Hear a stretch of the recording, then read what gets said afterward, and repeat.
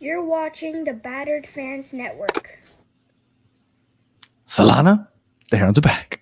Welcome everybody to episode number 236 of the Battered Herons podcast. I am your host, Daniel Granada, and alongside me, we have Mr. Daniel Solana. How are you doing, sir?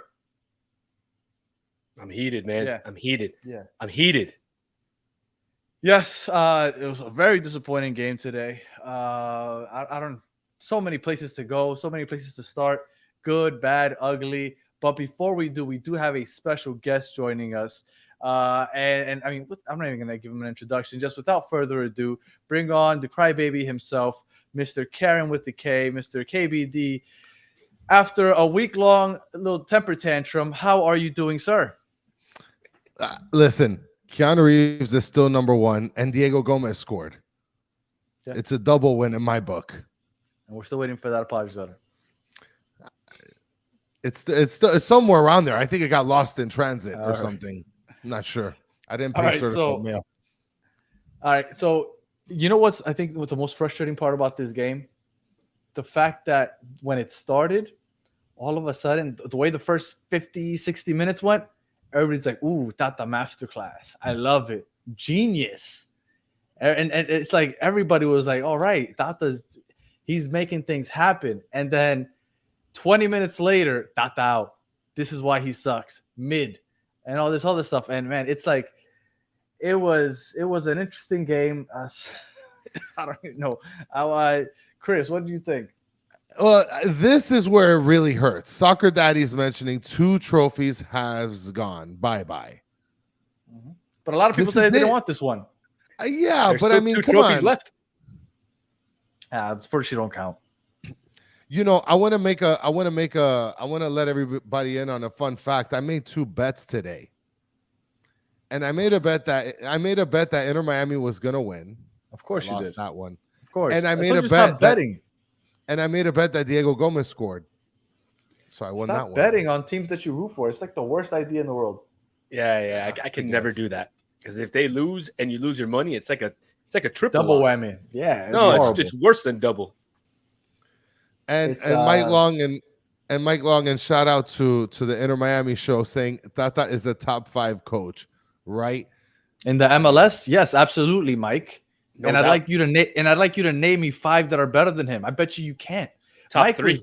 Mike, you know what? Mike is a huge Inter Miami fan, but a little part of him is like dying for the team to fail so that he could talk shit about Tata. Because a little part of him just wants to. Shout out to Mike, Inter Miami show. Probably right next to Mike V, probably the biggest Tata hater there is because he gives him no credit. You know, I know, and it's not just Mike Longan. A lot of people are just like, you know what? I like Inter Miami, but I kind of want to shit on Tata. So I hope that they lose so I can talk shit.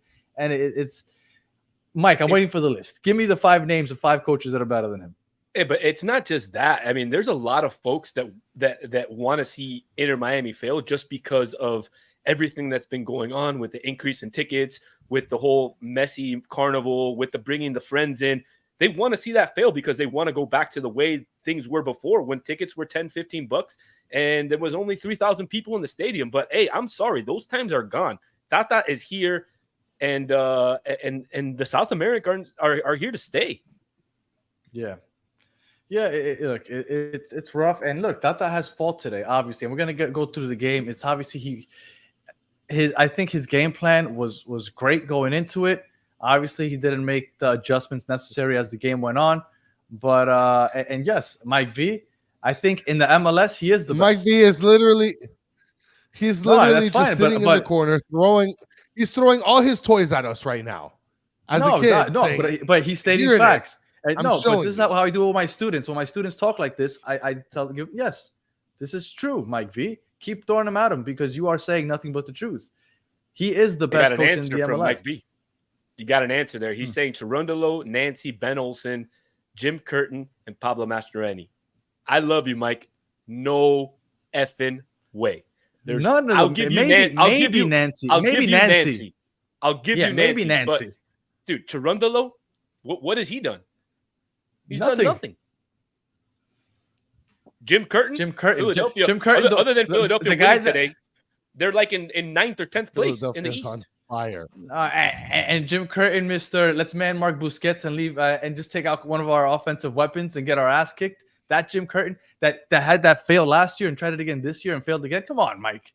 Let's be serious here. And let's see what happens with Paulo Mastroeni now that our RSL just went on a selling spree, and they're not going to have all the players that they had at the beginning of the season. So let's see what happens with, what then. Yeah, he won an MLS Cup, and it was bought, baby. So did Tata. And so did Tata, but Tata doesn't get credit for that one, even though Tata wins now, but no, we can't give him credit because his players are good. But whatever, let's take it back to the game.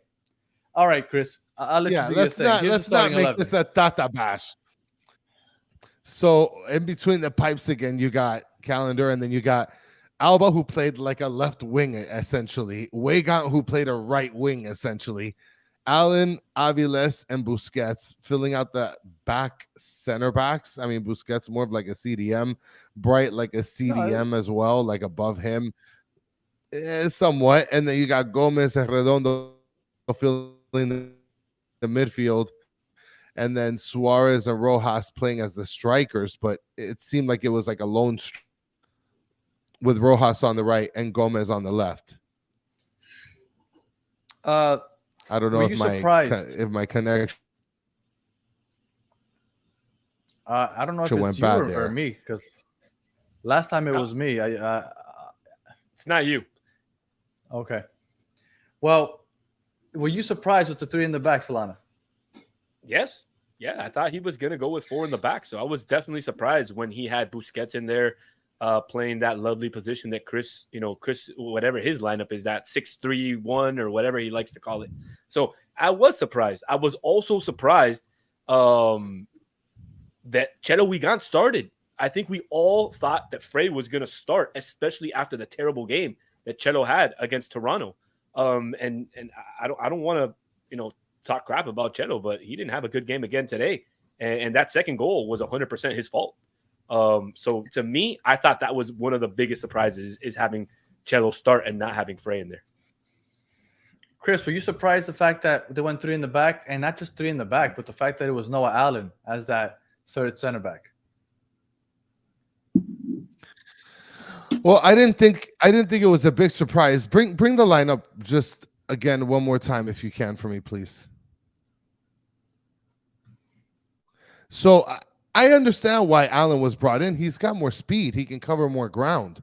And I feel like Alba is comfortable with him next to him. At least that's what I've always read with Noah Allen playing. Noah Allen is not the worst defender, but he's not the best defender either. But at least he's got pace. He can be able to move the ball up confidently. I mean, he can handle the ball better than Aviles. I can be able to confidently say that. No? Am I wrong? No. I'm with you. And look, generally when they go three in the back, I would like to see Christoph back there. But when he went Noah Allen, I was surprised. But as the game went on, I started thinking to myself, this is why Tata is a good coach, because the pace that he brought was helping defensively. He was cutting in and breaking up balls. He was keeping up with Chelo, Rossi, making those late runs into space. Like, I was like, you know what? I would have never thought of this, but this was a good move having Noah Allen back there. Now, the issue is, go ahead. No, go, Danny. No, I was going to say the issue is his height, but then I started thinking, like, there really isn't anybody that has height on Columbus that's necessarily an aerial threat. Now, obviously, they ended up scoring a header as the second goal, I think it was. But there really isn't an aerial threat, or the first one. There isn't really an aerial threat. So Noah Allen isn't a problem in this case. As I was watching the game, although I wouldn't have gone this way, I was like, you know what? This was a good move. And it was working perfectly, in my opinion. Yeah. So I thought it was a good move by Tata. And I want to mention here, because Scott Carey says Noah Allen 2 goals, Chelo 1 goal. I guess what they're responsible for allowing. And I'll tell you one thing. There's a play where neither Noah Allen or Chelo were the ones that were at fault. Aviles was at fault for one of the cross Talking plays. about the third goal? I believe it was the third goal. Yes. That's now this is where you get into a situation that because Noah Allen hasn't played very often, and then you have Boosie, who's supposed to be the middleman between those two, there's going to be an obvious miscommunication there. I mean, that goes in all sports. Like when you play like a sort of strategy and a lineup and you're used to the same sort of customs all the time, all of a sudden you got Noah Allen, who never is on the pitch. And then you got Boosie, who's coming back, but sometimes not coming back. And it makes up for a disaster when things get really tricky in the middle. I'll let you run down the game, Chris. I'm sorry. I was going to cut you off. Well, no, I mean, that's basically like, look, when I saw this lineup, I was very, very surprised, super surprised. But at the same time, I really liked the Gomez, Redondo, Bright, and Rojas midfield.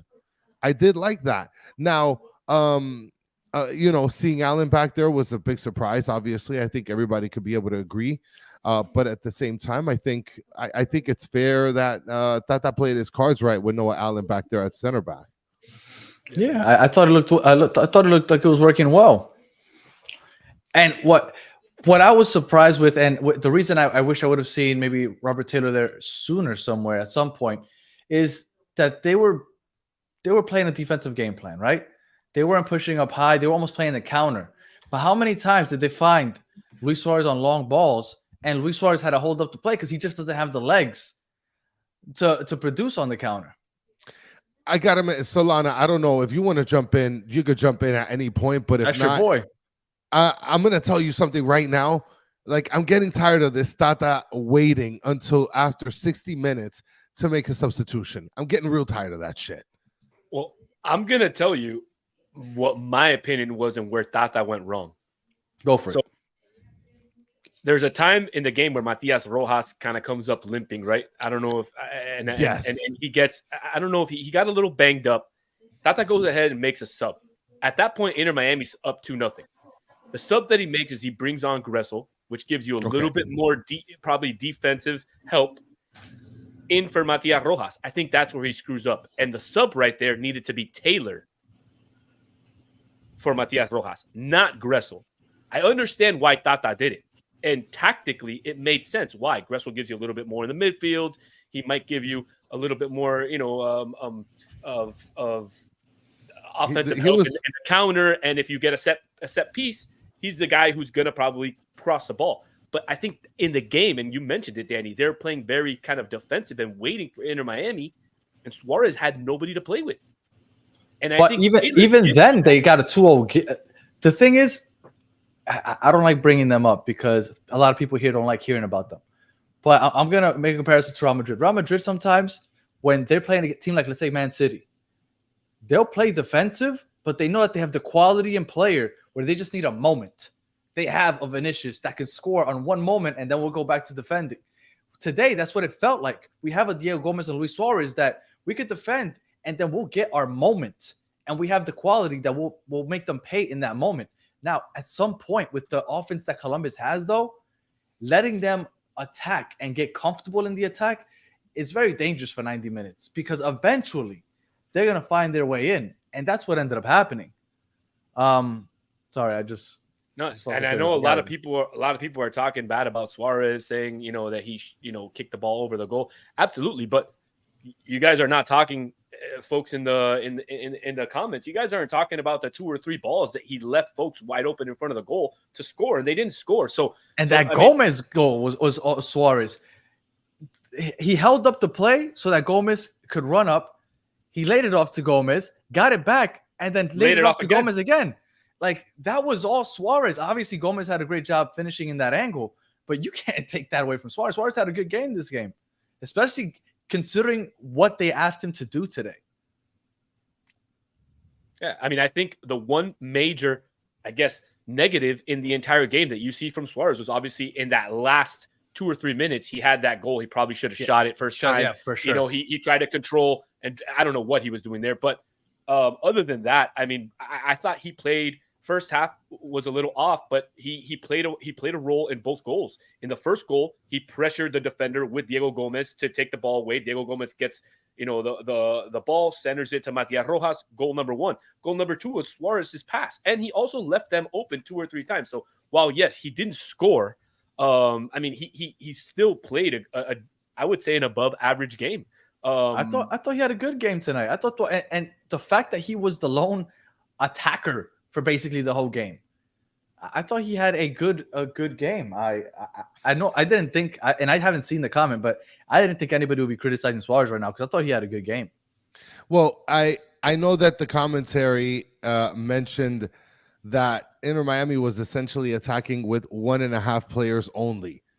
And that's Luis Suarez and a half of the Diego Gomez, because Diego Gomez half the time is either in the middle of a tackle or on the floor. And same thing with Matias Rojas, because it was like one of them would come up to help Suarez, but it was usually Suarez by himself, and he had to do the hold up play to wait for one of them to come up. So it was like 1.5. That is a good analogy. I didn't think of it that way, but that is good. But let me be very clear, because I think people are mistaken what I'm saying about Tata. He definitely messed up with the late subs, but that doesn't make him a bad coach all of a sudden. He came out with a good game plan. He messed up, but in the 60th minute, you're winning 2-0 against what's possibly the best team in the league, missing your best center back and your best player in Messi, and you're winning 2-0, and you look like the better side for the first 60 minutes, and you're going to tell me that he was doing a bad job? No, he ended up not finishing. He ended up not doing what he should have done, but you can't tell me it was a horrible job either. No, he just got, unfortunately, he outcoached Nancy for the first 60 minutes. Nancy made, he went into the locker room. He made his subs, right? He made Christian his Ramirez sub coming out. He brought in Christian Ramirez. He brought in Matan, and he brought in one more guy. I think it was Farsi. Brought in and Tata didn't answer back. He didn't have an answer back. And when he tried to answer back, it was already 3-2, and it was already too late. I think once they score that first goal, you have to start moving some players in the midfield. You have to do something. When they tie the game and they score that, Diego Rossi scores that goal on Chelo Wigan, you got to take out Chelo Wigan, especially he had a yellow card. You got to take him out. You have to take him out. And at that point, you could go to a back line of 4 if you put Frey in. And that's what he essentially ended up doing at the end of the game. But it was too late. Well, I felt like at the end with the substitutions that were made, it was just too little, too late at that point. Yeah, and even then, they were creating chances where they could have and should have probably tied the game. Yes, I mean, and look at that. Gressel came in and sat at the right wing and immediately started making a difference with his passing. Oh, if Gomez converts on that cross and we go up 3-1, this is a different game. This is a different game. And look, and Chris, I'm gonna let you, because I know you do the rundown, but I just want to say this last thing, and then I'll let you get to it. After today, and I said it, I'm in this MLS chat, and I said it, and everybody thought I was crazy. I no longer fear Columbus. To me, after today, we could have and should have what we should have tied that game at the end. We outplayed them for the first 60 minutes. If we make earlier subs, I think we do better. If we have Messi and David Martinez, this game is a better side. I no longer fear Columbus Crew. I'm sorry. I don't. Bright had Darlington Nagbe in his pocket. Darlington Nagbe was scared. He was avoiding Bright at one point because Bright was just pickpocketing whenever he wanted. I am no longer scared of the Columbus Crew. And for those of you saying, thank God we're eliminated from Leagues Cup because now we get to rest, just so you guys know, it's not a very long rest. We play next weekend, guys. Like, you're not going to get a month off. It's literally next Saturday there's a game. So against it's Cincinnati, not a long break. Against Cincinnati, that's not going to be postponed because they're eliminated. So right. You're 100% right. So it's not a long break. So don't be happy that we got eliminated. There is no long break. I get it, Chris. Well, before I get to the rundown, shout out to Amanda for the super slam. Much appreciated. And guys, for those of you that can't super slam, it's okay. Just like and sub, hang out with us. It's always a freaking blast. So wait, give me a second. Dennis, with this defense, were you saying that minute 60? I promise you weren't. And I took a screenshot. For those of you that aren't in the Discord, I took a screenshot in the Discord. And this is what it said. Gotta love this defense. Oh, bringing up receipts. Okay. Boom. People were literally, and that Dennis is in Florida, man, but people were literally talking about how good this defense looked for the first half, the first 60 minutes. Yeah, the subs were late. Yes, they finally started crossing it and connecting with passes to the back post. But guys, Jesus Christ, like You guys are acting like we got our asses. This isn't the 6-1 loss to Cincinnati. I really feel bad for Drake. And Bigote's mentioning, let's talk about Drizzy. Man, it's a shame, dude, because like I imagine his confidence was at an all-time high, 2-0. Gomez just scored. I mean, I'm there. I'm looking at my bet. I'm like, this is money in the bank. And Stop betting on the team, Chris. Shut up. So let me go through the rundown. So we start the game. Okay. Now, in the beginning of the game, I could already tell that we were on fire because we were pressing high. Yeah, John Paul, I'm pretty sure we're going to do call-ins. I'm pretty sure of it. This is terrifying. We were pressing high. Mm-hmm. Oh, it is. Essentially, we're pressing high, and Diego Gomez is the player that ended up creating the turnover, right? With the help of Luis Suarez and his pressure as well. And that's where he was able to set up Matias Rojas with his banger. I mean, he literally had years to be able to set up for that header. You guys saw that play, right? Mm-hmm. Does Campana finish that? Oof, that's a good question. Campana stops it with his foot instead of going for it with the header, tries to switch feet, and he gets a defender in front of him. I love Campana, but I wouldn't feel comfortable with him getting that pass. I don't think he does. I think he tries to stop with his chest and do a taquito. That's me. I think that's what he would do. Hey, look, listen, Mike V's already feeling bad about Tata, so like much love, Mike V, but Campana. Well, you know what? I wanted to see Campana thrive at the end of this game. I really wanted to.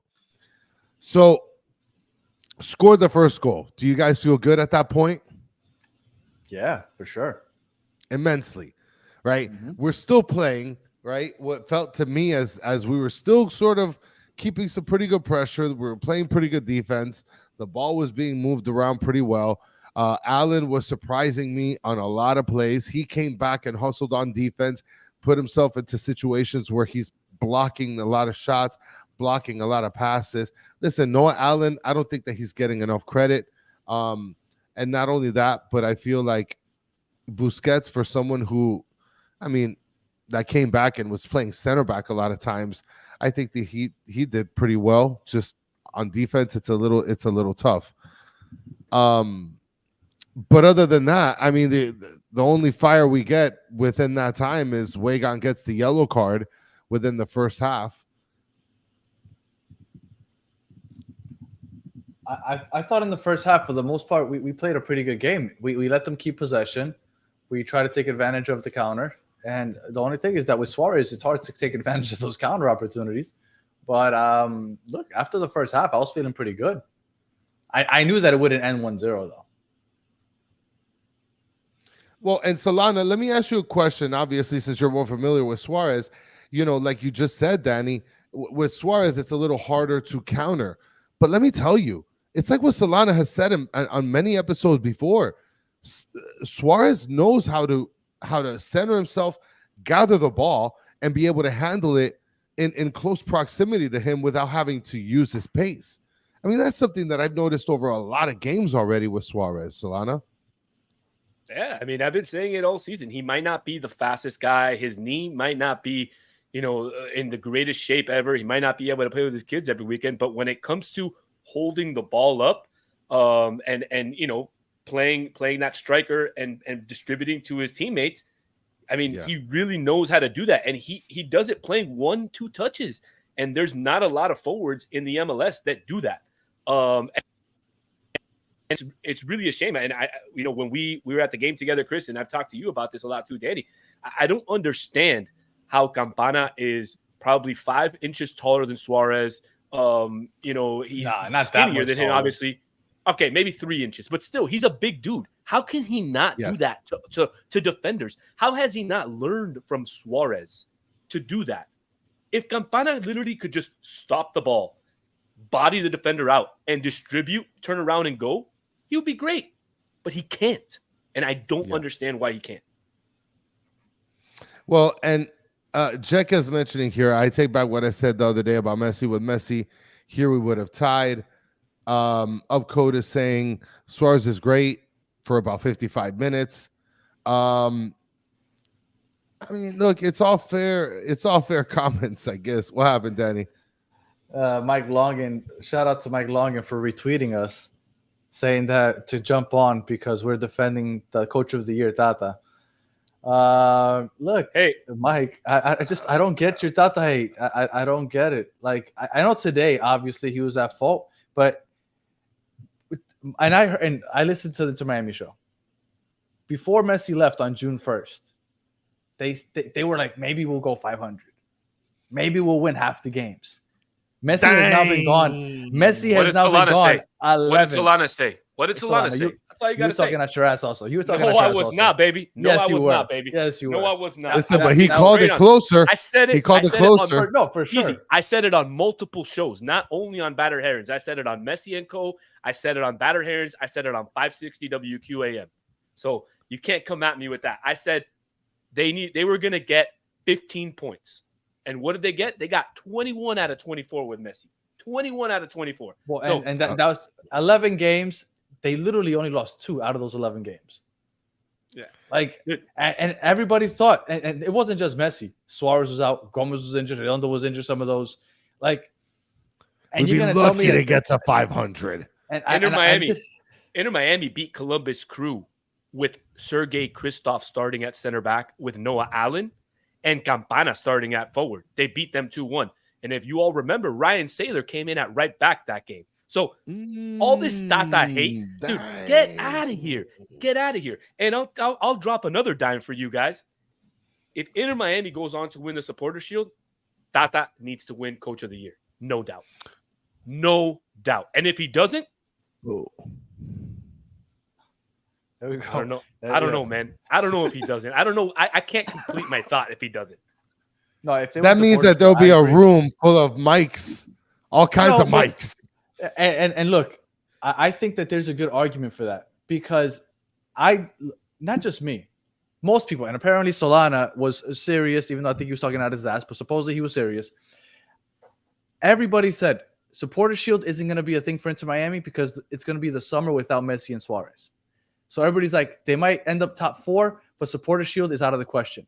They're leading the Supporter Shield race right now. If they end up with the best record or the most points at the end of the season, despite the summer, absolutely Tata should get Coach of the Year. There's 30 points left, right, Danny? Inter Miami wins. There's 10 games left. 10 games left. 30 points left. Inter Miami wins 21 out of those 30. They win the Supporter Shield. And they get, and that's it. And then Tata Coach of the Year. Well, let's get back to today's game. Let's get back to today's game. So back to today's game. We finished the half 1-0. Were you guys, starting off with you, Solana, were you nervous? Yeah, I was a little nervous. I can't lie. I got it nowadays. Yeah, a little nervous, man. I was more so because I wasn't sure, what Nancy was going to do at halftime. I knew he was going to do something. I knew Christian Ramirez didn't start the game. And I thought that was so surprising that he didn't start. And that's what I'm saying. When he came in, again, I was a little worried because with those 3 guys coming in, I knew that Nancy was going to go full out attack. I mean, you're bringing in Farsi, Ramirez, and Matan. You're going full out attack. And I was a little because they kind of sat back in the first half. So them coming out and attacking, I was not sure what we were going to get. And Scott Carey, real quick, there's 9 games left in the season, 27 possible points. We currently have 53 points. So the most points you can end up with is 80. I believe the record is 73. So if you win 7 of those 9, you break that record. I said 21 points, right? I want to settle this real quick. Because Mike Longan is saying, love that you all made my tweet real. Right, Mike. I just want a number. I just want a number, buddy. How many points do we have to end the season with Inter Miami for you to say Tata did a good job? He's gonna tell you unless he wins the MLS Cup. No, he's not gonna give you a number. He's gonna say unless you win the MLS Cup, it's not a success. Wait, Chris, can we take another angle here? Can we take another angle? Sure, let's do it. if Phil Neville was the coach of this team, would Inter my Miami God. have 53 points? If Mike Phil- Longan, would you want Phil Neville to be the coach of this team? I mean, I'm coming out and asking you because you don't like Tata. So would you prefer Phil Neville, or who would you prefer, Mike Longan, to be the coach of this team? Because I don't think Phil Neville's getting you 20 points with this roster. Well, he'll get you 20 points. But my question is, if I think, and I could be wrong, I think Mike Longan is happy with Phil Neville if this is the production he would have gotten with it. But again, we're getting off track again. Let's get back to the game. All right. Okay. So we start off the second half, right? And Columbus makes a ton of substitutions, 3 to be exact to start off. They bring on Christian Ramirez. They bring on Mohamed Farsi. They bring on Alexandru Matan. And, I mean, at that point, you're starting to see that there's a little bit of a difference in how they're trying to prepare for the game attack. But luckily, we get a beautiful goal by Diego Gomez, which I believe was also a setup by if I'm not mistaken, by Luis Suarez. Yes. Mm-hmm. Super unselfish play. Diego Gomez takes it, puts it in the back of the net. At that point, I am from ear to ear because at that point, I thought we had it in the bag. 2-0. I imagine that everyone in this chat, including you guys, thought that it was in the bag after that second goal. Yeah, I did. I thought that it was in the bag. I thought the game was over. I did as well. I thought it was a wrap. I thought the game was over after that goal. The way we had been playing, he scored that in the 62nd minute. At that point, we have about 30 minutes left. I thought it was in the bag. Now, this is where things change, right? Because at this point, you start hoping for some substitutions. Yes. But apparently, Tata said, we're playing good, really well. From what I saw some people write in the comments or in the chat, that he said that he didn't see a need to change because they were playing well. I don't think it was in the way they were playing. I think it's tired legs. At some point, you figure you need to make some changes. And that's where the 62nd minute is where this stopped, right? The Tata credit stops at the 62nd minute because at that point, there should have been more substitutions. I thought that it was weird that you put Gressel in instead for Rojas. I would have put in somebody that's a little more defensive minded, maybe David Ruiz, somebody else. At that point, you're protecting the 2-0 lead. Put somebody that's a little more defensive minded. Now, granted, Gressel came in and immediately created a goal opportunity, which could have put us up 3-1. But I would have liked to see a more defensive minded player come in for Matias Rojas. Well, and so Christian Ramirez scores the first goal against us. Now, I don't know if you guys remember how that first goal panned out. I mean, because it was just 2 in a row. He was completely by himself, and he received that header, right, and flicked it on. Yes, it was off of a cross. But no, it was actually, it looked like a shot attempt, kind of like a shot attempt, but like a cross-ish. And he just kind of just took it, deflected it, and it went right into the goal. Like at that point, I don't know if there's any blame that could be put on the back line. I mean, I can't remember exactly how it went down. Maybe somebody in the chat can remind us. But somebody was supposed to mark that man, and at least from what I remember, he was wide open. Somebody missed that mark, and he was. I think Noah Allen was marking someone, and then I think, if I'm not mistaken, Aviles was ahead of Ramirez, who scored. He was in front of him, so nobody really marked him. He was on an island by himself. Mike said that we should let him jump in. Mike, I would have you jump in, but I don't want it to turn into a Tata episode. But we definitely gonna have this Tata back and forth. But I don't want this post game to turn into, because I know, especially we might get calls. We might take calls later, but it's like 30 seconds max. Well, 1 minute max. Is, when I start yelling at my phone when I'm debating with Mike over text. So I'm sure that if I get him on here, he knows how to rile me up, and I'll start yelling at him. I'm 100% sure. All right, go ahead, Chris. So after we get scored on, that's when the substitution comes in. Julian Gressel comes in for Matias Rojas, which obviously I think at that point Matias Rojas got injured, so fuck it. And then we get scored on by Diego Rossi, who had a phenomenal game last game, the game before. So the fact that he's going off, like, somebody's got to have eyes on his ass. That's when I really got nervous. Literally 2 goals in 2 minutes. No, wait. Yeah. Literally 2 goals in 2 minutes. Yeah.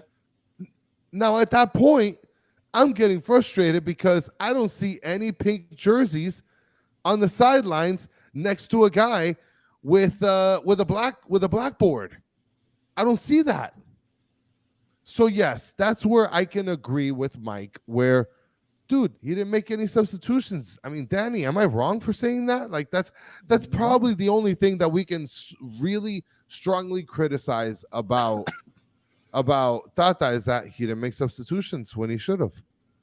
And a lot of people are asking, is Rojas injured? I'm not sure. I think that's why he was subbed off. I'm not sure if he's injured, like how severe it is, but I'm assuming that is why he got subbed off. I mean, I don't have a heat map here, but I would assume him and Diego Gomez were the ones that ran the most this game. And I also like what I saw from Bray. I know we haven't talked about him much, but defensively he was a monster. And this is the first time I actually see him pushing the ball up and progressing the ball forward, which was nice to see out of him also, because that's not something you really see from Bright's game. Yeah, absolutely. I mean, and I don't. Yeah, go ahead, Solana. That Hazel here is saying that to blow a 2-goal lead is not a good look. No. And I agree, but you also have to remember you blew a 2-goal lead against the defending champions who over the last month have been on an absolute tear. They scored 5 goals against LAFC. They scored 4 last week against Sporting Kansas City, 4 against somebody else. So, I mean, you also have to, understand you got to take the good with the bad there. One thing that we haven't talked about yet, and I'll let you get back to it, Chris, but before you get into it is, losing this game could be a positive thing in the future, because you can take a lot, even though you lost and you're out of the tournament, you can take a lot out of this loss, because now Tata can go back, analyze the film with his coaching staff and say, okay, where do we need to make the changes?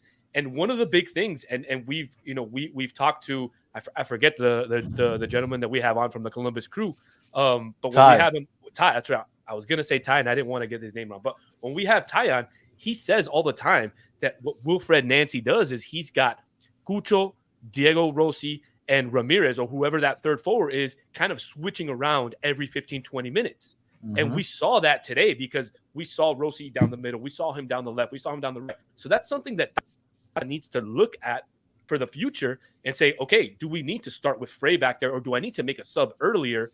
Because Chelo Wigan was getting just ripped the entire second half. Mike V says here, Solana equals Cam Cameron, fail forward fast. Come on, man. I remember that quote by Cam Cameron. I don't think that's what he's saying, Mike V. I mean, I do tend to think that you can learn after a loss. And I do think that it is pitiful that we didn't make any substitutions until the 3rd goal. I mean, we got scored on the 80th minute again by Diego Rossi. And the substitutions were made 3 minutes later, where we brought Ian Frey in, took out Chelo, brought in Campana, took out Noah Allen. I mean, at that point, yeah, he has no other choice. We're going offense fully.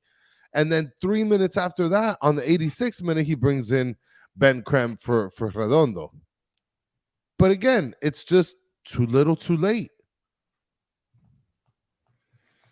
But, I mean, as I was watching that game, I thought we were going to tie the game. The last 3-4 minutes, I was like, we're going to tie this game. This is going to be a fun PK, because we're going to tie this game. I was really convinced that was going to happen. The way we obviously played a very defensive game, but when we go all out on the offense, our guys can create, and we saw them from Gressel to Suarez to Gomez.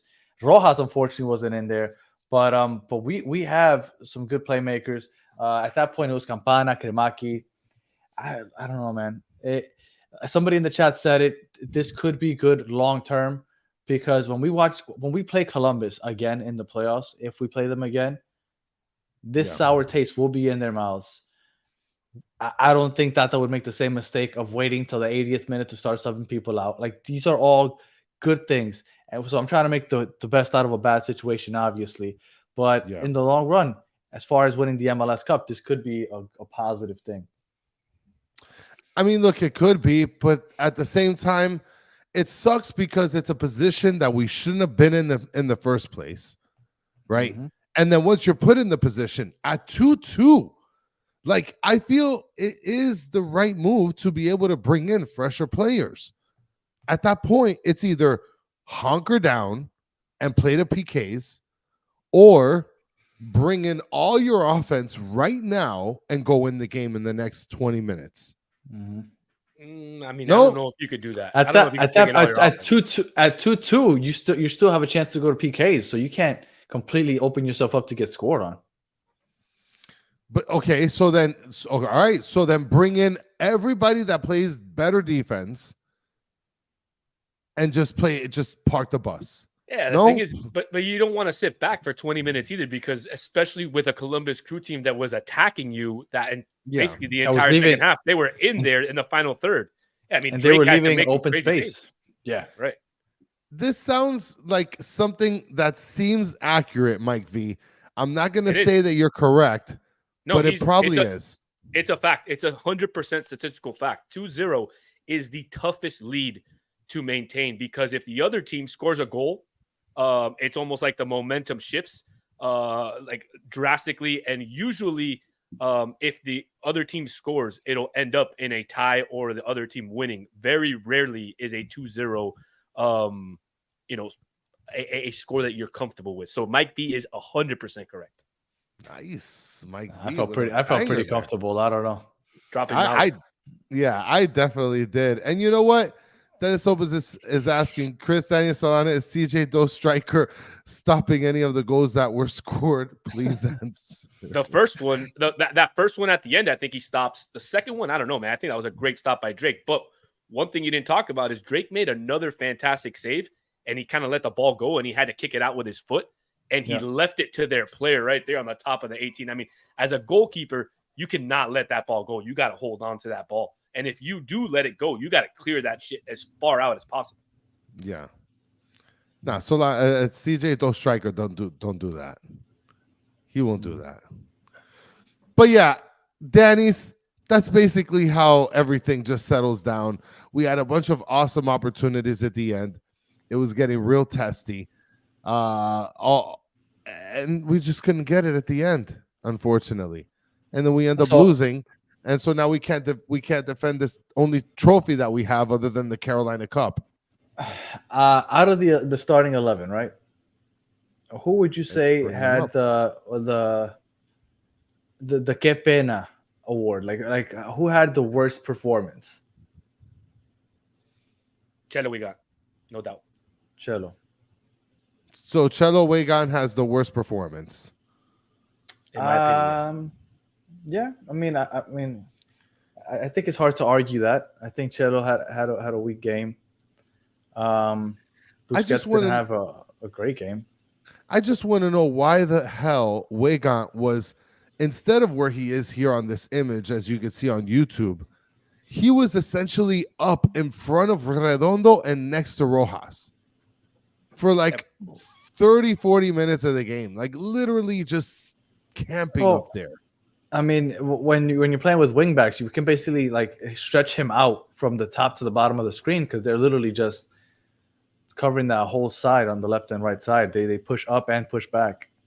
But that exposes everything. It's full exposure to our center backs. Yeah, but that's why you play with 3 center backs. Correct. Oof. I don't know. Yeah. I mean, it's a dangerous game to play sometimes. Yeah. The other issue that you have there, Chris, is is not as experienced as Jordi Alba. So sometimes he finds himself out of position when he's trying to come back on a counter to defend, and he gets kind of caught, kind of like on camera too, watching for the pass. And that's what happened on that second goal. He was kind of just watching on camera too. Diego Rossi came in behind him and he scored. And that can't happen if you're an outside back. You cannot have a player come from behind you and score. I mean, you got to be much more aware of your surroundings. So, I mean, that's why I say, for me, Chelo was by far the worst player today. Well, you know who had an underrated game? I think Toto Aviles, when he stopped a lot of opportunities. I think he's a great defensive player. He just makes some boneheaded fouls sometimes. and Dennis Lopez is saying, look at that back three, vomit face, vomit face, vomit face, vomit face. Dennis, I can promise you weren't saying that in the 60th minute. No, for sure. I wish there was a way. Yeah, we'll find out. We'll get the crack staff behind it. We got you, Dennis Lopez. We're gonna hunt you down. I'd say the Que Pena award goes to Weigand, and then the Pingu award goes to Aviles. Toto Aviles was standing on his head. I thought he had a lot of features. Okay. Well, this was the first comment that Dennis made, and it was after they had already given up the lead. So I was hoping that he would have commented before. But people don't like commenting when things go good. They like to comment when things are going bad. So, yeah. All right. How are you guys feeling after the game? I didn't like it, man. We shouldn't be losing. We shouldn't have lost. I mean, that's yeah, for sure. Solano? I didn't like it. I don't like it. That was super deep, Chris. That was super deep. Okay. I don't like it. I mean, what can I say? I mean, obviously you don't like to lose, like Chris said, but in a way, I don't want to take this as a complete negative. I'm more of a glass half full kind of guy lately, if you haven't noticed. And I agree with you, Danny. I think in terms of in the long term stretch, this is going to be good for Inter Miami. They'll get a week off. If not, they would have had to play in 4 days, and then 4 days later, and the legs are getting tired. You could see that towards the end of the game. So the fact that they don't have to continue playing in this tournament, I don't think it's a bad thing. I'm upset that obviously that they lost, but I'm not heartbroken, and I'm not gonna go punching walls like some other folks in the comments have said that they went to go punch walls, because I feel confident that this team could beat Columbus on any given day, and that today was just any given day. Columbus just had their day, and Inter Miami did. So it is what it is. Real quick, we got 3 callers waiting, so we're gonna get to you right now. Just real quick, I see somebody said every time Danny wears this shirt, we lose. For the record, I put the shirt on after the game was over, so I was not wearing it during the game, so it's not cursed. And second, the bright side is that Real Madrid goes ahead and has a game tomorrow. You get to watch Mbappe debut. They're playing for the Europa Cup against Atalanta, or whatever the hell you pronounce that name. So good news. We have Real Madrid playing for another trophy in less than 24 hours. And more facts, by the way. Inter Miami does not have the worst defense. It is confirmed by the MLS stat page. San Jose has the worst defense in the MLS. They've given up 61 goals in 25 games. So don't come at me saying Inter Miami has the worst defense, man. Eat that, Dennis. So here we go. Let's go to callers. We got Adam on the line. Adam, what's going on, Adam? Hey guys, a big fan of the show. I was gonna ask, next time you're at a game and Tata doesn't make any subs, do you mind going up and hitting him in the back of the head with a shovel just to knock some sense into him? Yes. I'll throw a shovel at him. I'm banned. I'm not allowed to get near the sidelines. I really want to keep my season tickets, so I don't think I'm allowed to do that either. Yeah, obviously I'm just messing with you guys. But look, I like what Tata was doing with his game planning in the summer without Messi. We won every single game except for the one against Cincinnati. But during important games like the CONCACAF game against Monterrey and now this game, he goes back to using a back 5 and making no tactical adjustments in the entire game. And that has never worked. So I know how people say, like, okay, we still have the MLS Cup to look forward to. But does Tata's bad habits during big games like this not make you worried about the MLS Cup? That's a good question, Adam. It doesn't for me. I mean, again, he won it with Atlanta. He knows what it takes. And then we haven't been at full strength yet. When we get to full strength, we're going to be fine. I'm not worried. I'm honestly not. I don't know if Solana and Chris agree, but I'm personally not worried about that. I'm not worried, but that's a phenomenal question, Adam. I didn't consider that, but I wouldn't be worried. That's not something that would worry. I think Adam is worried. A little bit, man. I mean, again, in the CONCACAF game and this game, he goes like the 4-3-3 has been working best for us. Like, why go back to the back 5? Makes sense. Makes sense. I think because he wanted to go defensive against this really good attack without David Martinez. I'm assuming.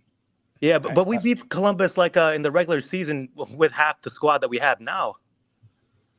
Yeah, but look, I don't know if you remember that game, but that game we should have at least drawn because Cucho had a one-on-one opportunity against that defense that he usually converts. We beat them. It is what it is, but I don't know. I'm a loss for words, man. Today was a rough thing. Yeah. Well, look, I appreciate it. I'm a big fan of you guys. I listen to you every single day on my ride to work, and you make my day a lot more better. So I appreciate you guys letting me on, and I'll let you guys have someone else. Awesome, Adam. Awesome, Thanks a lot. Adam. Appreciate it. Dude, you're the best, bro. You're the best. So here we go. And now on the phone, we have Chris is a curse. Hello. What's going on? Chris is a curse? Yeah, what's up? My name is Chris. I mean, you gotta stop betting on your own team, first of all. No wonder we lost. Mm-hmm. Okay. Sorry. And I mean, look, I'm sure we're all very, yeah. I mean, I'm sure we're all very frustrated. I mean, it's like 2-0 is. I mean, no lead is safe, and well, I guess 2-0 leads are not safe in soccer, at least. Yeah. But yeah, fuck. I mean, I don't know. It's just frustrating. I mean, that's another trophy lost. We should have. And it's definitely hard. It's a hard pill to swallow for sure. That we're not going to be able to have the opportunity to have this extra trophy now. Yeah, pretty much. Yeah, that's pretty much. But yeah, I mean, like I said, I mean, it's frustrating. Tata didn't make saves. Like, I mean, like, how do you allow 2 goals in 2 minutes and then not make a single sub until by the time you made a sub, it was already too late. Yeah, 100%. it was already. We were down 3-2 at that point. I'm gonna make you a promise. I'll stop betting on the team. Sounds good. Yeah, Chris is a curse. Yes, and maybe I'll change my name next time. Yes. Yeah, but okay. Yes, all right. Well, but I mean, I'm still looking forward to. I mean, we got a 2 weeks rest. I mean, our next game is next weekend, but yeah, not this weekend, the next one, but yeah. All right, that's it. All right, thank you so much. Thank you so much, guys. Appreciate No it. problem, brother. Thank you so much for joining us. All right, so now we got Tata Tactics on the phone. What's going on, Tata Tactics?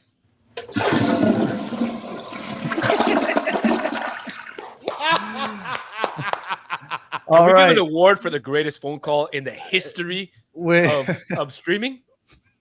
So far, Tata Tactics has the best phone call award. Shout out to you, my friend. All right, and now joining us is Tata Martino Mata. It cuts off your name. It's Tata Martino Mata Partido. Mata Partido. I see it. Look, all right. I'm putting on my chef's hat and my apron, and I'm grabbing my steak knife, and the stove is on because I'm about to cook. Okay, let's go. Here's the first thing that I've noticed. Of the players who've played substantive minutes throughout the course of this season, Noah Allen is the only one that has a negative plus minus. Go back and look it up.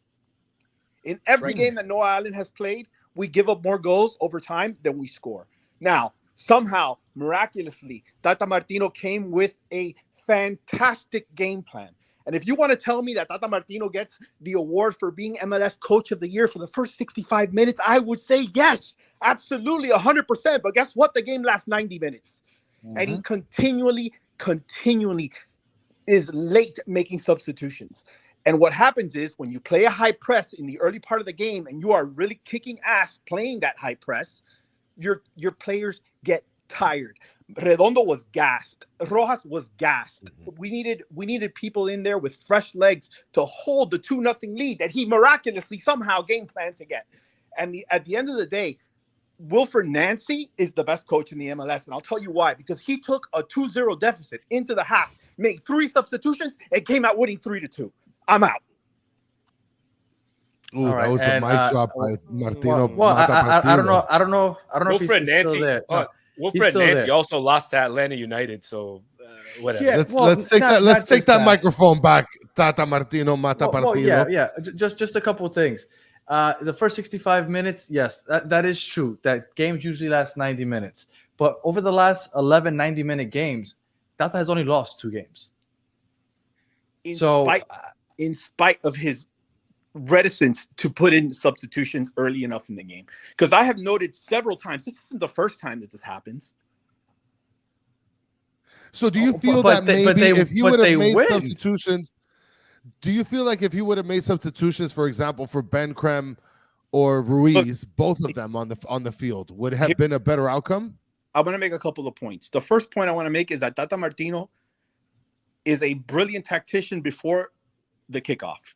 But the second that ball is in play, he is not a good in-game manager. He hasn't been throughout the entire course of the season, hasn't made the right moves or the right decisions early enough in the game. This is not a game we should have won. We should have lost, rather. Solana, earlier you said, oh, this might be a positive thing. Honestly, I think that's a bit of a gaslight because 2-0 on the road against the MLS champion, you should be asserting yourself rather than giving up that lead. And at the end of the day, number one, you see Chelo Wegan's got a yellow card. He's been struggling the whole game. Ian Frey has been on the bench for like 5 games in a row. And when he plays, he's constantly nutmegging, defenders and making headers into the back of the net. And somehow he can't see the freaking pitch. Like, I just don't understand why he's so stubborn. It just makes me feel like our coach is stubborn. And you know what confirms it to me? The post-game press conference. Because he goes out on the post-game press conference and he says, oh, I didn't see the need to make any substitutions. Are you telling me that I'm blind? Because I saw how Redondo was gassed and how Suarez was throwing up his arms because he was gassed. Why? Why were they gassed? Because you made them press for the first half, and brilliant job by making them press. You got us a 2-0 lead. It literally yielded 2 goals. Gomez stole one, and then he scored. He fumbled it. Very similar play on the second. He fumbled it at the end without making the substitutions you know what? on time. And so give me real quick. I know that we technically played a high press when they were coming out of their own third, but I know we technically played a high press, but we didn't play it that often. Like, they weren't pressing like for 30, 45 minutes. They pick and chose when they did it. They weren't consistently pressing. I felt like they were in their own half for the majority of that game. Were you watching just out of curiosity, were you watching the English broadcast or the Spanish one? I watch my games on mute. Oh, because on the Spanish broadcast, they're constantly reiterating, go back and watch it, constantly reiterating how unique a game plan Tata Martino had, but by the fact that we were pressing high and making Columbus uncomfortable in their third of the field. And we did, and that's why we scored. It was actually great. You know what? I'm not a fan of the 5 in the back, but it worked for the first 65 minutes. It worked brilliantly. Yeah. But what Tata has failed to do is adjust to the adjustment. Wilfred Nancy adjusted, and as a good coach in the MLS, as a good coach in any football, in any sports, you need to be able to make, the prediction as to what your opponent will do to adjust to your game and make the adjustment in, beforehand. Yeah. I think you had a lot of valid points. Solana, I don't know if you want to address anything before we... Yeah, you were going to say something before we let Mata Partido go. And by the way, this is Gentleman Wake. So when you see me in the chat. Perfect. No, I mean, just to, answer back, I mean, it's in what you're saying that I'm gaslighting. Look, obviously no loss is a good loss, but if you can take something from this loss, it's obviously, hey, Tata, you need to make more in-game subs. Then regarding about what he said in the press conference, I'm sorry, but no coach is going to come out and just leave their pants at their ankle and say, yeah, guys, I should have made subs earlier. Obviously, he knows that. He's just not going to come out and say it. And I don't know of a lot of coaches that are going to come out and say that. Maybe a few coaches here and there. I'd like him to say it. Everybody would. There are some coaches that do it. Accountability is important. Yeah, I would like him to say it because everybody knows he fucked up today. Yeah, but he's not going to come out and say it. Mata Partido, thank you so much for calling in, brother. Much appreciated. I just want to say this show's awesome. I watch you guys after every game. This is the first time I've called in, so long time. First time, long time. Exactly.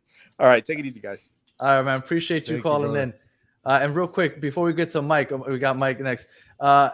Danny, do you believe Columbus has the best attacking trios? Justin is referring to a debate that we had on the Battered MLS show 2 weeks ago, where I was saying that I didn't. I thought that if LAFC got Griezmann, I thought that they would be better. I guess the attacking trio, maybe, with Rossi, Ramirez, and Cucho. But the best attack, I think I'm going to stick with Inter Miami when Messi. Now we got two mics on hold here. No, we got to go with the first mic. Let's go in order. Let's be fair. We got first mic. What's going on, first mic? Hey, gentlemen, what's going on, man? It's a rough night. 100%. Definitely rough night. Hell yeah. It felt like getting kicked in the nuts for sure. I mean, it looked like it was all gravy. It was going to be a good night. We're going to be celebrating. But, yeah, I mean, once again, I think that's been the most frustrating thing is that Tata has shown time and time again that he always just hesitates. I don't know if it's hesitation or he just feels like the team will work it out, but he just waits so long to make the subs. And, you know, you don't have to throw everybody in, but just make, you know, minor tweaks and, you know, and that'll keep you in the game. You know, I mean, that first goal was the red flag, was a warning. And you see the second one go in. I don't know why he didn't say, hey, we need to do something. Do you think it's because of after they scored that first one, we almost scored our third? So maybe he felt like, all right, we're going to keep putting some up on the scoreboard. Yeah, because I could see after the first one, maybe he decided to hold off. I mean, Gomez almost got that goal. So I could see why he maybe after the first one, he didn't want to panic. I can understand that one. After the second one goes in, I mean, you have to decide, okay, I'm going to get Allen out, throw Frey in, maybe for Cello, because Cello is having a horrible game. But he had to do something. I mean, don't just stand there and hope that something good is going to happen. I agree. Think one of the things that happens. I think one of the things that happens, Danny, and I don't know if you can agree with this, Mike, is that I think coaches think, well, I have this team on the pitch right now. They're doing pretty well, but then they had a couple sleepy moments. You know, I don't want to mess up the groove, maybe. I mean, maybe that's how he felt. That could be a possibility. But like Solana, and I forgot who it was. I forgot who it was that said that the 2-0 lead is the hardest to keep. Once you give up that first goal, you got a tough decision to make. Do I keep trying to play it out with my current players, see if we can build up this lead, or do we start changing things up, even though it's been working just because we gave up one goal? I mean, it's a tough spot to be in, so I could see what they were saying. Yeah, and it is. I mean, that's true. The 2-0 lead is always what they call traidora, very treacherous. You know, you kind of think, oh, it looks good. We got it under control. Maybe you take your foot off the gas a little bit. The other team scores, you know, starts to get going. All of a sudden, the other thing is we're also away, so they've got the home field advantage. They've got the crowd behind them. So as soon as you see Nancy making those changes, things starting to flip, and that first goal goes in, the second one goes in. I mean, you got to really say, okay, we got to take this game back. We can't just let it slip. And I think maybe he gets a little too, you know, I'm not sure what the word is, but he just kind of lets it slide, you know, slip away from him. He gets, you know, he has to. He's doing the Phil Jackson. He's doing the Phil Jackson. Let's let our guys play through it, and they'll figure it out. Well, yeah, you were gonna say. Go ahead, Solana. Hey, but for all the and I know more than often Tata doesn't make the subs that he needs to make at the time he needs to make them, but folks are forgetting he did put in Campana. If I remember correctly, against DCU, but he put him in against DC United, and he scored a goal. So, I mean, I know we all love to bash on Tata and that he waits a long time to make subs, but there are games where he has made certain subs that has worked positively for the team. So, I mean, yes, in this particular game, it's definitely on him. He should have made the subs earlier. He should have reacted to what Will Nancy did at halftime. To what he did at halftime. Sure. Will Nancy can change completely. They were sitting in a low block the entire first half and allowing Inter Miami to pressure and go up.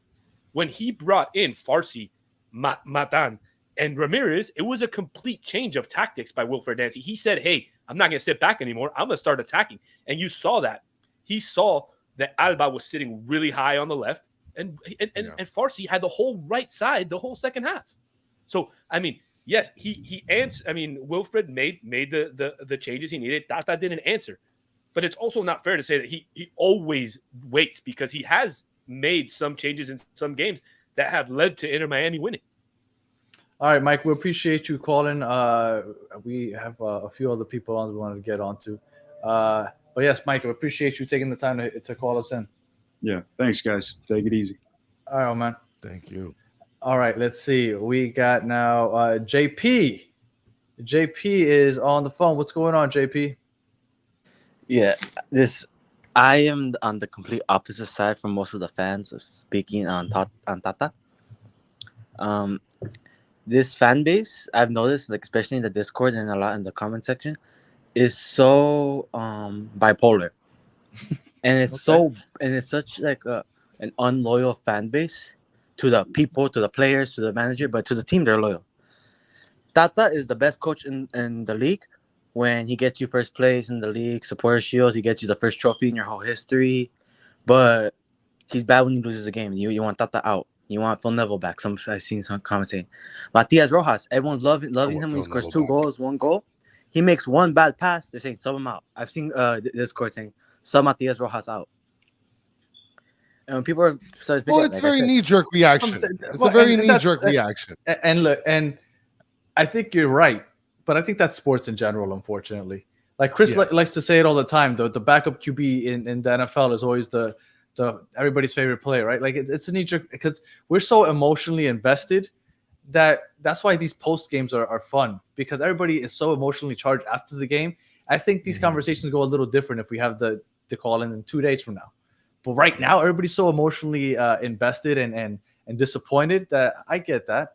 that. Yeah. People understand, even when Tata, like even let's say after a win, no one gives Tata his credit. When we beat Columbus, or when we're celebrating that we're first, they're saying, "Oh, it's because we have the players. We have Messi, Suarez, Alba, Rojas." But when we lose, and we have those players, Mike. It's never the players' fault. And like right now, Danny has Hala Madrid. Ancelotti, he's known as one of the best coaches in the world. A lot of the times, he does what Tata did today. He let his players play, and he hoped for a moment. Play through it. Yeah. Yeah, Vinny Jr. gives a moment of brilliance. Bellingham does a bicycle kick. He just lets his players play. That's what Tata did today, and it didn't work today. I don't get what people are saying, get him out. Without Tata, most likely Messi doesn't come. And if Messi doesn't come, half of this... Actually, every transfer we got doesn't come. Last year, we were 14th. We're about to get wooden spoon. And I thought like this fan base was used to losing. Like, you be when you're used to losing, you be more appreciative of the wins or where you at, and no one's appreciated at all. Well, look, I agree with a lot with what you said. I think people are frustrated because they feel like we have these players that we should literally win everything, every game, but 5 points. It's not that way. And if before the season, I mean, probably not getting any trophies up until now, people would probably raise an eyebrow at. But if I tell you up until now, it's August 13th, and I tell you we've lost altogether all season long, like 4 games all year long. Like, I don't think many people are complaining. That sounds like a pretty good year so far, and leading the Supporter Shield. So I'm with you, JP. Yeah, and like you said, people are expecting us to win every game. Look at Real Madrid. Currently, they're the best team, a club in the world. Last year they lost to Villarreal 2-0. They were like 17th in the league. Best teams lose games. Teams lose games. You can't just get all like take out like no one's gonna say Ancelotti out because they lose to Villarreal. I agree, and I appreciate you taking the time to call us, JP. JP is one of the regs. We got a regular. Yeah. Over anybody's head. All right, JP, we appreciate you jumping on, man. All right, thank you. All right, bye. Real quick, the dude abides. The game was winnable, and Tata's 100% at fault. Deal with it. I am dealing with it. I know he's at fault. I'm just saying. Perfect leader. People that are saying, for the people that are saying Tata out, like it makes no sense to me. I don't see how you think that there's a better coach at this very moment that would do a better job. And like Chris said, a very good lead into our next caller. So let me get this ready right here. Mr. Mike Longin, how are you doing, sir? I'm good. First time, long time. I love you guys. Yeah, we'll see. Yes, Once I start Ross. cussing you out, I don't know how much you're gonna like me. No, I go back and listen. forth all the time. Listen. I don't think it changes the fact that Tata came into this game with a game plan that most of us, except for Chris, didn't recognize its brilliance. Chris saw it. The rest of us didn't. Right. And then blew it 46 minutes into the match when Nancy makes 3 subs, clearly has an adjusted plan, and Tata blew it, which I'm sorry, that's consistent with Tata throughout the year, which is he's a great initial tactician. He comes up with very good game plans that really can't be faulted initially. But when there's issues, he doesn't want to change. And by the time he changes, it's too late. I'm not going to take away credit. He made subs for Campana. He brought in everyone but Taylor. Too late. But he got in 15 minutes too late. And too late. I love you guys. Okay, I love Chris. I love Danny. Solana, I'm questioning, though. My son says you look like Coach. My son says you look like Coach Beard, so we have to love you. This isn't inconsistent with him. And to JP, the last caller, like, am I expecting him to win every match? No. But he's lost now a CCC match. He's lost this match, and he lost to Cincinnati 6-1. All of the really big matches, he's kind of losing. So I think he beat Columbus just a couple weeks ago. He beat Columbus in a regular season match. In the match that mattered, he lost. Oh, okay. How is Columbus? That match doesn't matter, but the Cincinnati one does. I'm just curious. It's a fair point, and they both matter, but you still lost to Cincinnati. And since we have unquestionably the best roster in this league, there's no one you can't question that Inter Miami has the most expensive roster, the best roster, and that's the most expensive roster considering the fact that both Suarez is only being paid $1 million, and he should be paying about $10+ million. I think LAFC might have the most expensive roster actually, but in the East Coast for sure. East Coast, but we have Suarez being only paid $1 million, and he should be paying $10 million. Alba only being paid $1 million, should be paying $10 million, and our 3 U22 DP players we are still getting on major deals. Look at what we're paying for Gomez, and he just got $14 million from Brighton. Like, we should be winning these matches, but we have one. Like, we didn't get eliminated. We made it. Got eliminated from CCC, and we got eliminated from Leagues Cup now. We beat Toronto when we played with 10 men for over an hour. Like, Tata has managed to win some of these games. Wait, hold on. You can't expect Tata to win everything. I think Mike is sort of bringing up the fact that we've lost some pretty big, like, high stakes games. I think we lost to Monterrey in Mexico. We lost to them in Miami. We lost to Monterrey in Miami, right? In Miami, but you can't really blame Tata there because 1, you're missing Messi. 2, David Ruiz gets a red card. Inter Miami was up 1-0 at the time David gets a red card, and then Monterrey scores 2 absolute bangers that not even Drake Callender could save. So you can't put that on Tata. Well, hold on, but 2 weeks ago or 3 weeks ago, I apologize for me not remembering. Like, he put David Ruiz back in the game in a hot-headed moment, and set in the Cincinnati game. That was the Cincinnati game. He puts David Ruiz back in the match when he's a hothead in a hot-headed match. So, yes, you can't blame Tata for throwing David Ruiz into situations. But that Cincinnati game, we were undermanned. Like, you literally had Busquets and Christoph as your center backs that game. Busquets is our center back for half our season now. Like, we can't take away that. But not when he's next to Christoph. I know Taylor Twellman made the comment that he's only been watching Busquets be center back now for 2 matches. Busquets been center back for almost half our season. I get it. Busquets can't be center back with another slow center back. No, but Busquets has consistently been our center back. Like, don't pretend that's not. But you think he's played poorly? It's a new thing. I think he's played well. I think I'm agreeing with Chris, not Danny.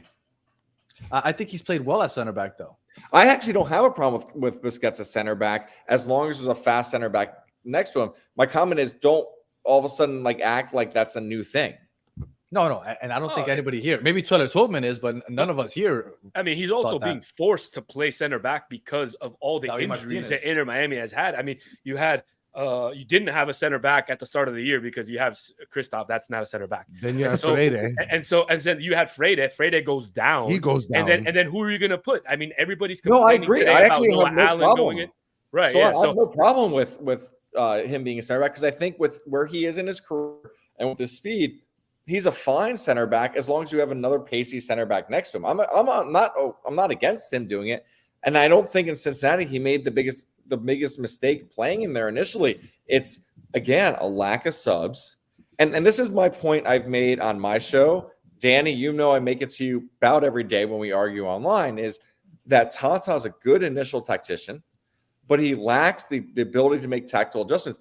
If any of us was the manager of Inter Miami, and at 45 minutes, you see Wilfred Nancy making all these changes next to you. At 47 minutes, all four of us would have made changes. Said, oh my God, Wilfred Nancy's making changes. I need to make changes. I have a question for you. After we went up 2-0 without making any of those changes, were you still saying that? That we needed changes? Yes. And I texted you pretty quickly afterwards and said, hey, we need to make changes. Our guys look slow. Hey, why are you not texting me? I'll start texting you, but I want the Mike Danny and I have a chat where we constantly argue, and I appreciate those chats, and I love Danny. But I immediately texted him, like, I think I said, win or lose, Tata's not making the subs. Yes, you did say that, and I agreed with you. I want the match interaction of Mike Longan. I mean, I feel like we could have some good discourse there. We don't disagree a lot. I'll tell you that. We agree on a lot of things. And again, I'm going to support that. Tata's initial lineup, I think, was much smarter than any of us came up with. Right? Like, I am a huge Noah Allen stan. I was not expecting this to work as well, and I agree with Chris. Everything you said. Noah had a great game. He played really well. Part of his job was just to clog the defense, and he did a great job. Yeah, leave the airborne stuff for Busquets and he did a great job. But then all of a sudden, like, we needed subs 65, 70th minute when we lost 2 goals, and Tata was nowhere to be found. And this is where I consistently go. He's a mid coach. He's great at initial setup, but he's too stubborn to make the tactical adjustments to compete against the best coaches in this league. Real quick, Mr. Krabs said, get Mike Longan on the show. We've had Mike Longan on the show before, and we're going to have him again in the very near future. And if you haven't already, check out Inter Miami show. And there was one more thing, Akata saying we are in the middle to end of the season, and the CBs, center backs cannot be constant for more than one game. The transfer window ends tomorrow. There's going to be a show tomorrow. We'll cover the transfer window. Something needs to be. We need to add depth. I know that there's a rumor about the Mexican Mendez and some other rumors out there. Montes. Something needs to happen because the depth is a serious question mark. And I know a lot of people wanted Rafael Varane. We can't go old anymore. Or injury prone. Rafael Varane made his debut for Como yesterday. He lasted 20 minutes before he left the game injured. That's what happens when you get an injured player with an injury history that's on the wrong side of 30. We got to stay away from that because we wanted Rafael Varane. A lot of people wanted him. That's what happens when you get those type of players. Yeah. Mike, any final thoughts there before we move on to our next caller? And again, we appreciate you jumping on and calling us. I want to argue with you on the show soon. No, I'm looking forward to being on the show and having a good conversation. And at the end of the day, you know, I do really agree that I think this is the best case scenario for Inter Miami. I think if we're going to win MLS Cup or Supporters Shield, a loss here helps us. And let's hope for the 24th. Let's beat Cincinnati. Let's hope that we go forward and we hold on to Supporters Shield. Yes. 100%. And Mike said he's going to dress up like Tata if we beat Cincinnati on next Saturday. So looking forward to that. That's only if you are willing to wear the Inter Miami show is the best show shirt. So I'm all for that, but you got to sign the dotted line on that agreement. All right, we'll be talking. We'll be arguing at some point. All right, Mike, appreciate you joining on, man. Hey, but dressing up like Tata is not that hard. All you got to do is put on a sweatsuit. That's what I told him, and then throw on some glasses. I've got the full outfit. I'm ready to go, but I'm waiting on Danny to agree to the bet. The shirt deal. I'll work on that. All right, so let's see. We got Emmanuel joining. We got 3 more callers. We'll take 3 more callers and then we'll head out of here. We're going kind of long. Emmanuel, what's going on, man? Hey guys, can you hear me? Yes, we can. Yes. So good evening, everybody. Good evening, Mr. Chris, Mr. Solana, Mr. Daniel. What's going on? I just want to go off topic a little bit. I just want to speak on one player. All right. I just want to speak on Redondo. Okay. By himself, because like I don't know if I'm being overreactive or whatever, but I'm not gonna lie. I've been very, very disappointed in what I've seen from him so far, because he came into the club. I'm a big fan of him before, when he was at his previous club. I'm not gonna say I watched any game of him, but I saw a lot of highlights, and it looks great in highlights. But so he came into the club, right, and I had big expectations. I know it was games like this, games like today, is where you expect a player like Redondo to shine, you know. And I don't know if I'm overreacting a little bit, but I don't think he has met up to my expectations at all. I think he's been very disappointing in my opinion, to be honest. And people can say, I agree with you. I agree with you, because when he first got here, I was pleasantly surprised at how well I thought he was playing, and I think he's leveled off a little bit. Yes, exactly. That's exactly my point right there. I think his levels has been dropping, and I think you see that in big games against decent teams. Maybe against lesser teams, maybe he does a little bit. He does one or two moves, and people give him a great rating or whatever. But games like this, I think he doesn't shine at all. He doesn't do nothing. Like today, he wasn't.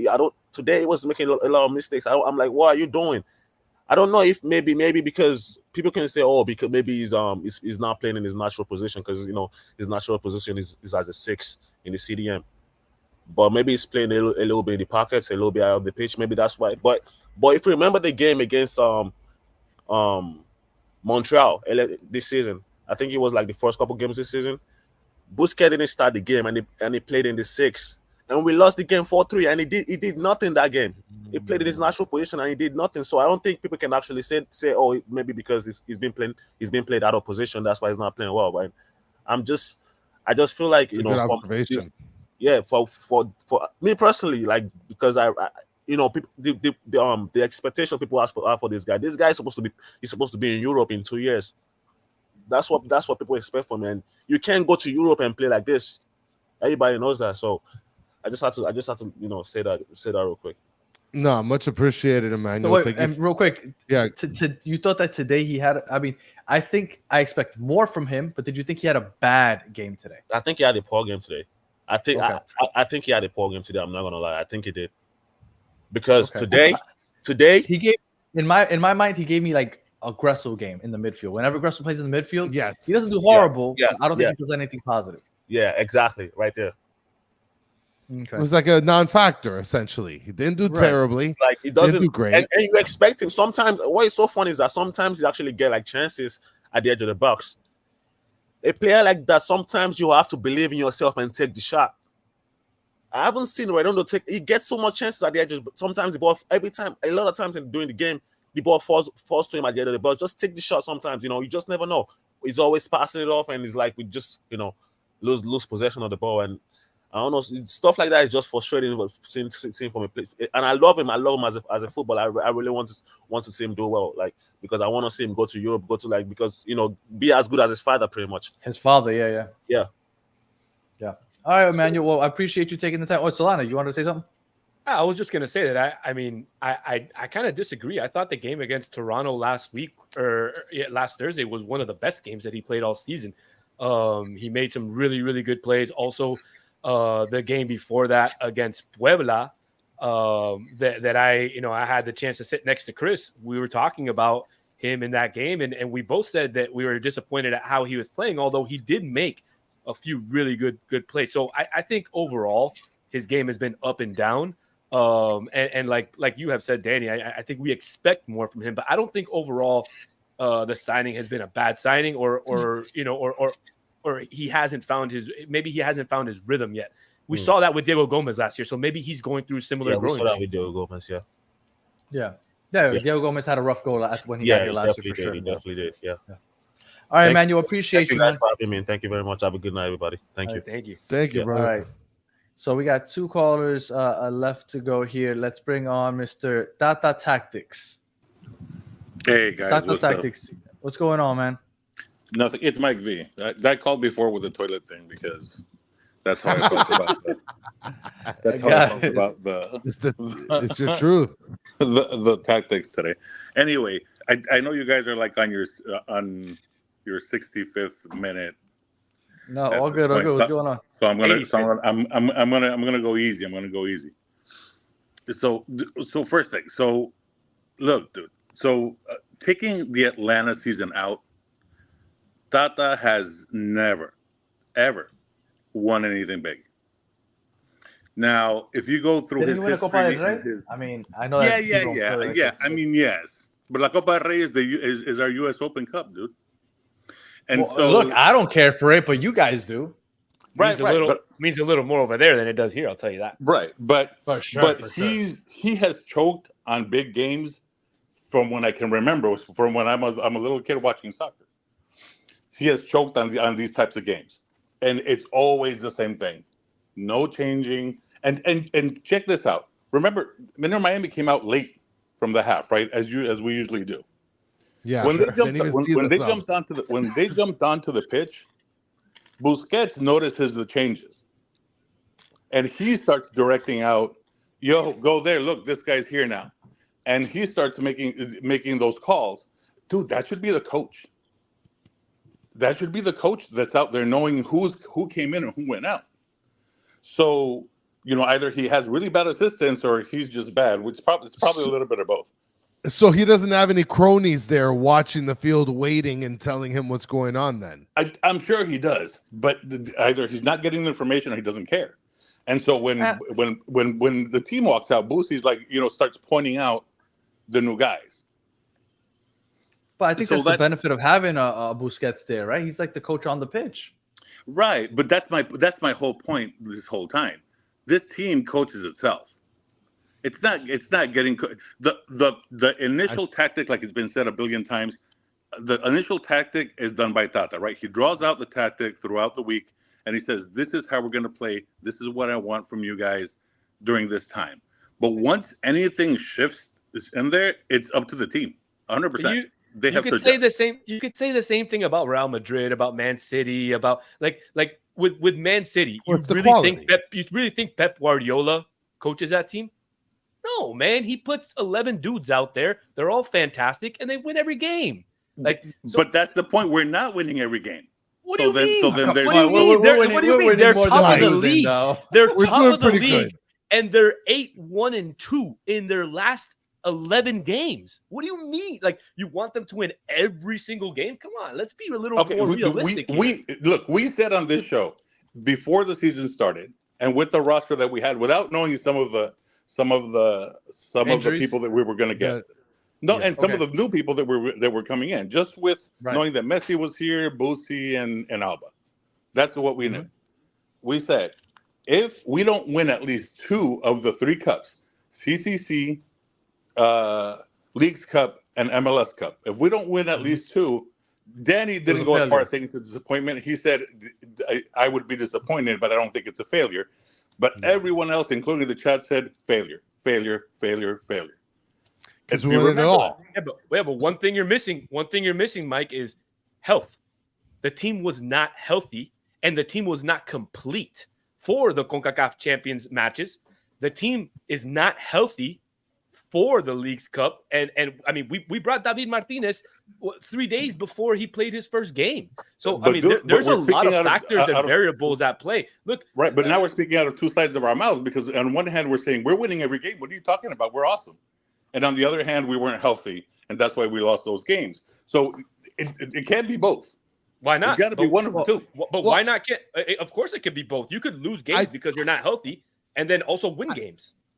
But I do think that it's in critical times that we've lost important games where key players have been injured. You were going to say something, Danny? Yeah, I lost my train of thought. I'm sorry. My wife texted me. I lost my train of thought. You keep going. No, I mean that's it. That was my point. Sorry. Yeah, I got. Well, I'm sorry. Well, let me just say this real quick. The Champions Cup, I think we should have won. Obviously, it ended the way it did. Big so be it, right? I think David Ruiz really fumbled it for us. I think that things would have been different if he doesn't get that red card, but whatever. That's in the past. I will say that I had this conversation on the Better MLS fan show because we had a couple of Liga MX podcasters on, and they feel that Leagues Cup to them, they underperform because the season just started. So they don't have a chance to get rolling. I think, and I went back at them, but that's why we don't do very well in Champions Cup. Because we just got our season started and we haven't gotten fully rolling. Like, we weren't winning without Messi the first couple months whenever he missed a game. All of a sudden, we get things rolling a little better. And even when Messi's not playing, we're winning. The team is playing better. And I think that is the negative to Champions Cup, is that we kind of are just getting our legs under us when we're playing against these teams that are obviously, in some cases, stacked because they don't have a salary cap, and might be even in a better situation as far as chemistry goes. So I think that, and I still think that we should have won at least two cups. Not a disaster, but I think that has a lot to do with it also. Yeah. I don't disagree, but again, our expectation for this season, with the names that we have, without knowing all of the awesome stars that we got in afterwards, after the fact, just having those three was, we got to win 2 cups because we have the team for it. And we, even with the injuries, we had the team for it. I mean, let's be fair. So we have the team for it. Over and over again, it was mismanaged the same exact way that it was today. It's the same thing over and over again. And so, we're very quick to remember is when somebody missed a goal, or when somebody missed a penalty kick, or when someone missed that, and we bring it up over and over again when it happened once or twice. But Tata does this shit over and over and over again. We're quick to forgive, and it's again, and it's not a thing just of Inter Miami. It's a career thing, and so it's not going to change. He's going to keep doing it for sure. One more thing I wanted to mention, Danny, because Mike said he never won anything. I just want to let you know he won 4 championships as coach in Paraguay, in the Paraguay League. He won a Gold Cup. He won a Spanish Super Cup. He won an MLS Cup, and he won a Leagues Cup. So the guy has won something. You can't say that he hasn't won anything. Now, he failed as a coach at Barcelona. He failed as a coach at Argentina. He also failed in Mexico, other than winning that one Leagues Cup. But I mean, I don't think that you can call a guy who's won an MLS Cup, a guy who sits at the top of the league while he's missed his most important player for half the season, and say that he's a terrible coach. Does he not make in-game changes? Adjustments. Great, absolutely. But that could go game to game. I can go back. We could go back and talk about other games where he did make the adjustments. We just don't want to talk about those. We only want to point out the negative ones. But maybe for the next show, I'll go back and I'll look at all the subs, and we'll do that. That's fair, man. That's fair. All right, I'll let you guys go. Wait, Mike, going long. Yeah. No, real quick, just answer this real quick, and then we'll get to Tony Axe. It's the last call. We have gone really long. Mike, I know you don't like Tata. Who would you put in place of Tata right now? I would have, and I don't think it's a possibility anymore, but I would have when after Valverde, that was the coach for Atletico Bilbao. He coached. He's mentioned it before. Messi, and his contract was up this summer, and so I think that would have been a good fit for us, a really good fit.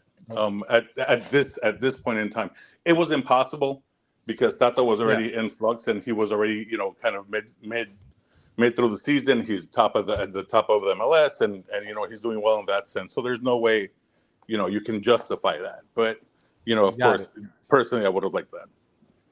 All right. Again, Mike, we appreciate you joining. And Kata saying God here that he wants Berhalter. Thank God he didn't say Gareth Southgate. No, Jesus. And then our last call of the night, Tony Axe. What's going on, man? Oh, and it says that your device is not connected, Tony Axe. What's going on, man? So while Tony Axe. And I don't think that we've had Tony Axe on this show before. I don't think so either. So while you try to get that sorted out, Tony, I think your mic got disconnected or something. We'll start wrapping it up on our side before we take your call. Give me your final thoughts before we get Tony Axe's, if he fixes this before we get off. I'll go. I mean, I'll go first. I hated that we lost this way.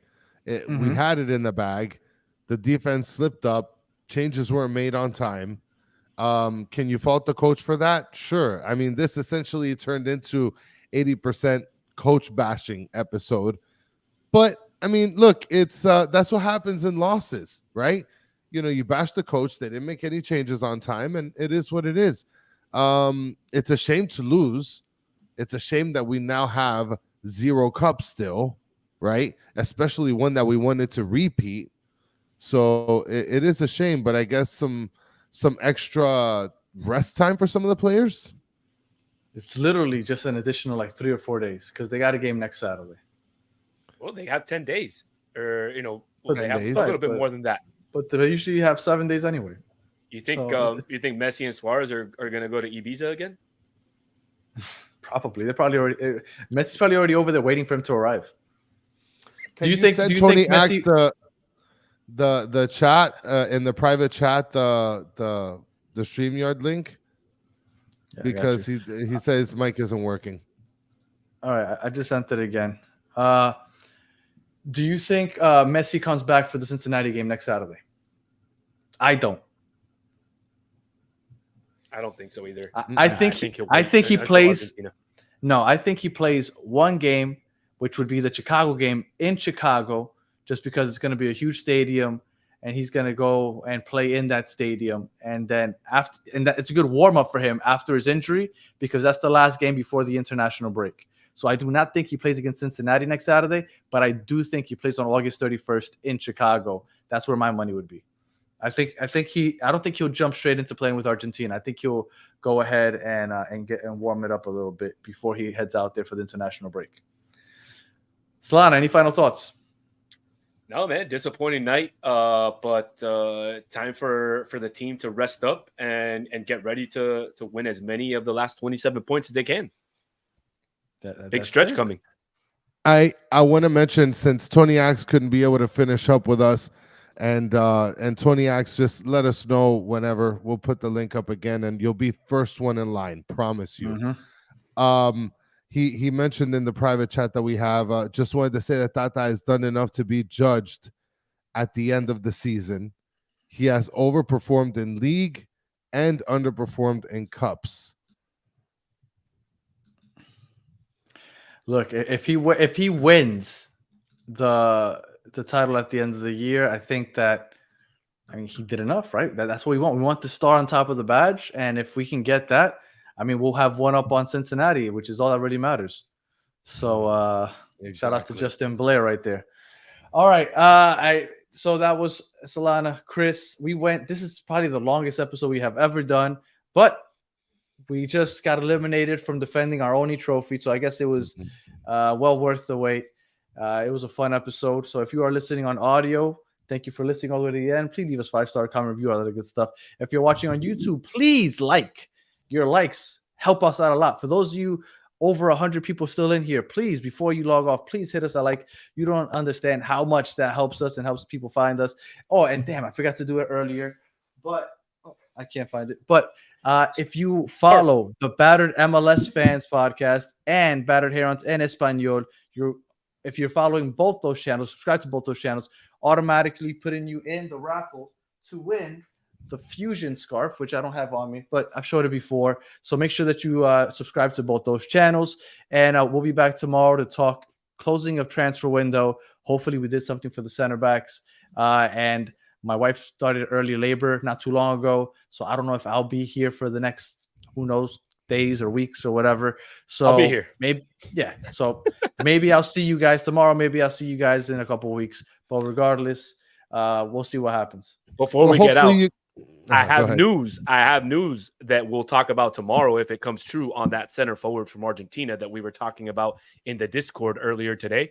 So I did some research. I reached out to some folks in Argentina, and I've got some news. So we'll be dropping some stuff tomorrow. Yeah, and hopefully, go ahead and keep looking for that damn scarf, Danny. Hopefully, you can take some time. And as you can see there in video, it's the Fusion scarf. This is the Fusion scarf that we got at the Fusion reunion. Yep. So so go ahead and look, it matches my Real Madrid shirt. Look at that. So go ahead and thank you for everybody saying congrats. It hasn't happened yet, but the process, which I was not aware could take days. Oh, right? yeah. This is the first two. Just water broke. Let's go to the hospital. This one has been a little different, so we'll see how long it goes. My wife was in labor for 48 hours. Well, they said 48 hours days. at the hospital. 48 hours. But we're at home. Whatever. I'm not gonna get into the details. No, I'm whatever. just saying. Yeah. Well, hopefully you could take some time and watch some damn Keanu Reeves movies. How about that? Absolutely not. Yeah, so, man, you gotta watch some Speed. Form. So again, Speed 2. Make sure that you subscribe to Battered MLS Fans and Battered Herons en Español. On Thursday, we will announce the winner and we'll send this scarf out to whoever wins. And that's it. An hour and 40 minutes. Jesus Christ. We appreciate you guys hanging out with us for that long. You guys are the best part of the show. And probably these guys will be back in 24 hours to talk transfer news. So until the next one, have a good one.